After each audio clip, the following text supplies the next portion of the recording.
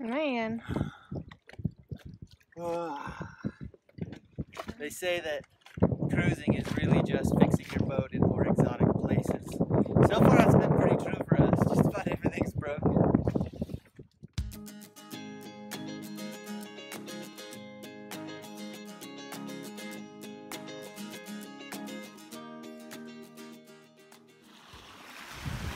We're still here at Highborn Key and the wind is calming down substantially. We're planning on leaving tomorrow, and that leaves us the day to check out the beach, relax a little bit, and also take the dinghy into the marina at Highborn Key and see about getting some vegetables at the grocery store. It's gonna be a great day.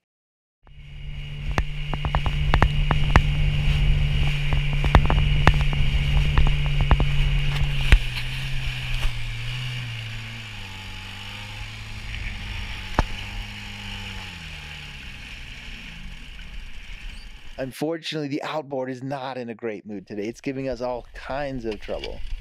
When we were motoring into the marina and store at Highborn Key, we kept having problems with the Dinghy Outboard. Seems like it's starved for fuel. I'm not sure yet if it's the carburetor, possibly clogged because we haven't actually been running a fuel filter, or it could be a float bowl problem, or an air leak in the fuel line somewhere, or it could even be the fuel pump.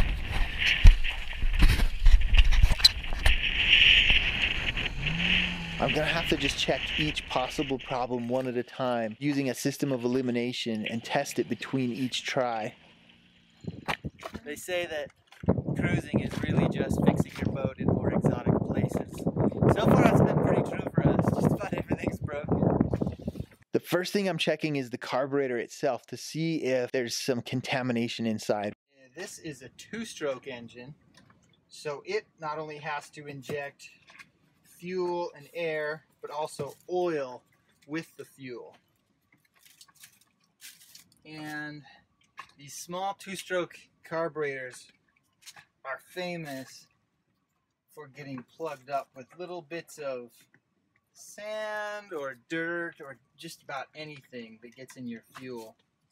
And so there's a real good possibility we got a little bit of crud stuck in here somewhere, and it's plugging something up just enough to make it run badly. It actually looks really clean. It's got a little bit of oil in with the gas, so that's a good sign. That's one of the idle adjustment screws. Yeah, this doesn't appear to be clogged, but some of those holes are the size of a needle, so it doesn't take much. After the carburetor checked out, the next possibility was the fuel pump itself. What's this part? This is the fuel pump. It's not getting fuel properly. I was out there driving it around, and then all of a sudden it would lose power and die. And if I would squeeze the fuel priming bulb good and hard, it would gain power again. But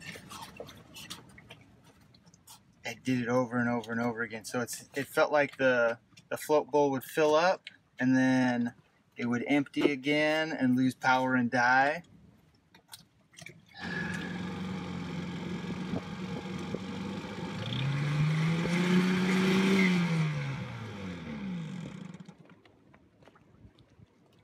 Still broken. I'm a little stumped. The outboard seems to run fine for a little while, and then it suddenly chokes and is completely starved for fuel. I'm hoping I can find the cause of our fuel starvation without too much trouble. The fuel pump seems to be fine. It's a pretty simple little manual pump, and there's not a whole lot to go wrong with it. Really wore out from pulling this thing. I've had the carburetor off multiple times and it seems to be perfectly clean. I've had the fuel pump apart. It seems to be flawless. I've had the fuel lines apart and I've added a fuel filter. Still not running quite right. I'm going to check the fuel float bowl next. The float inside the bowl has a little bit of adjustment, and it could be that the float's adjusted improperly.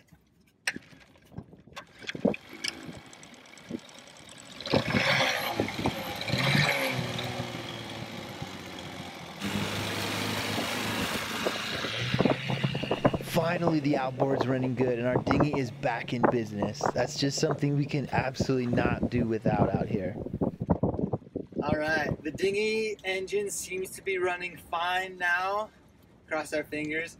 I've had that carburetor apart 7 times now, and the adjustment in the float bowl seemed to be the problem. You can actually bend the little plate that holds the float bowl and give it a little more float or a little less float. And it was actually adjusted a little bit down from factory original by the previous owner of the dinghy, so it got a little bit less fuel in the float bowl. So for us, when we were trying to come up on plane and holding the bow high in the air for long periods of time, it would drain the bowl completely of fuel, no fuel left. And so I bent it the other way a decent amount. It was just pouring fuel everywhere, overflowing the carburetor. So I gave it a little less fuel. It was still dumping fuel.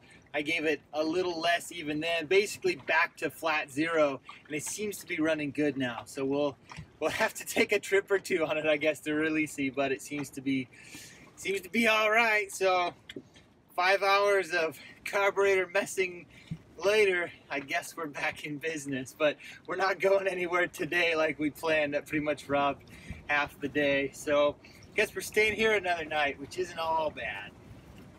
Now that the outboard's running good and my chores are done and we're not leaving till tomorrow, I've got the rest of the day to enjoy myself. And since I'm feeling a little bit hungry, I think I'm going to jump in the water and spear some fish. Going fishing. Gonna try anyhow. Yesterday got skunked. Took a shot at like 8 fish and just never connected.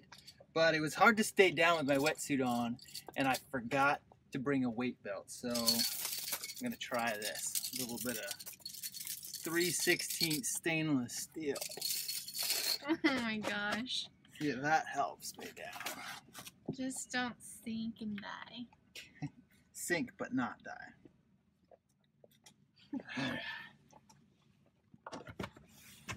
Looks like your guts are falling out. My lumpy innards.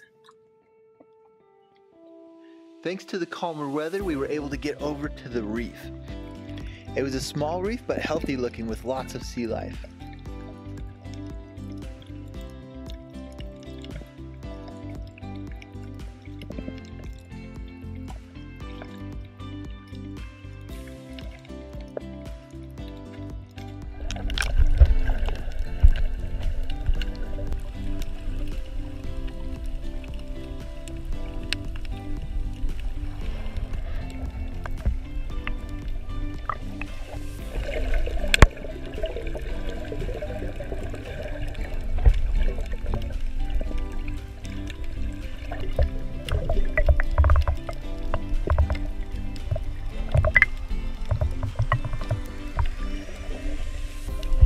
The plan was to spear some fish for dinner, but there was a shark that kept circling us and he looked a little too interested to want to have a fish in my hand. So we decided to go back and try and spearfish at the boat.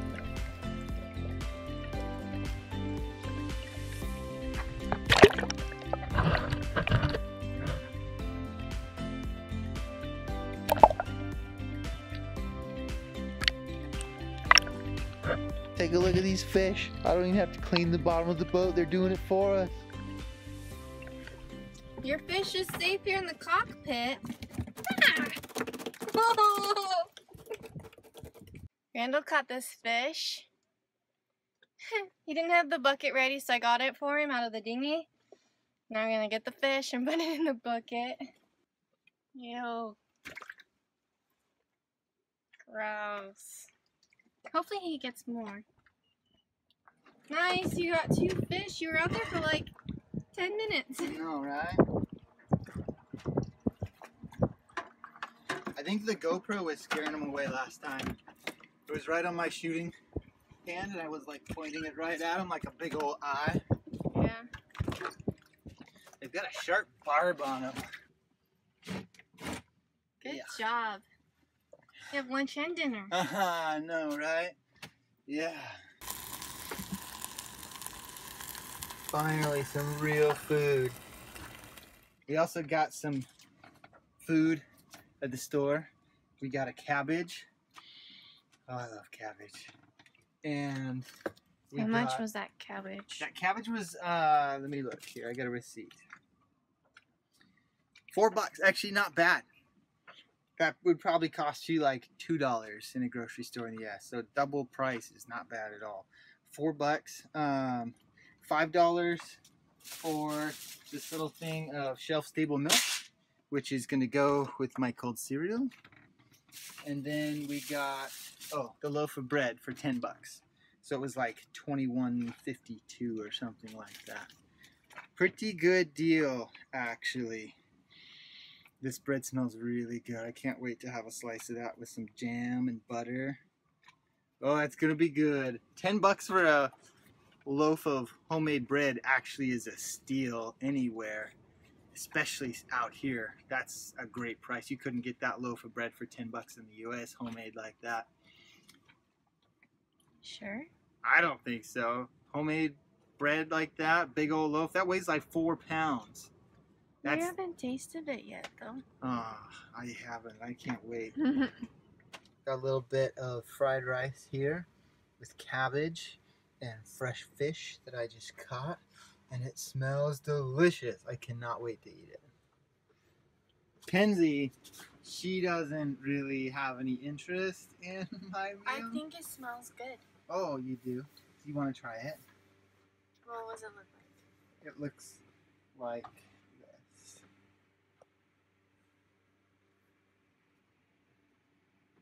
I might try it. Okay. With fish and everything?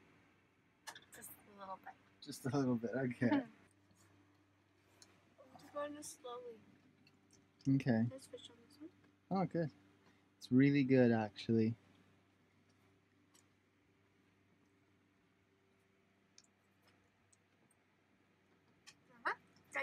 Good. Good? You putting your tongue on it? I don't know. Oh, that is really good.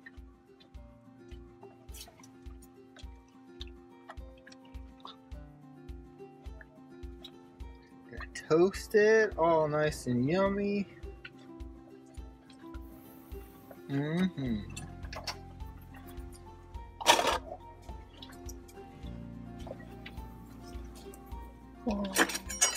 Alright. Our butter doesn't have much flavor. Mmm. I'm more interested in what you're using. Oh, good.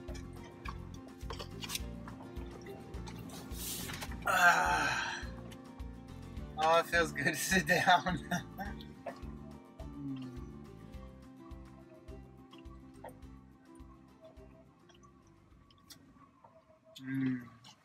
That's good.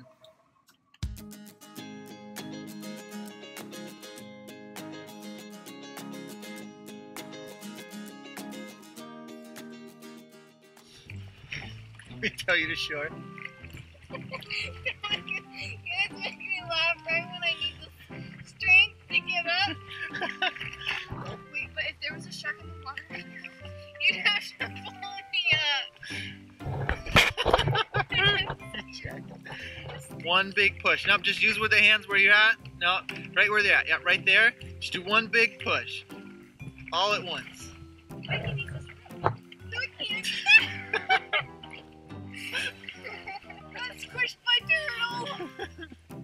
Yep, that's it. Yep, you got it now. Now just pull.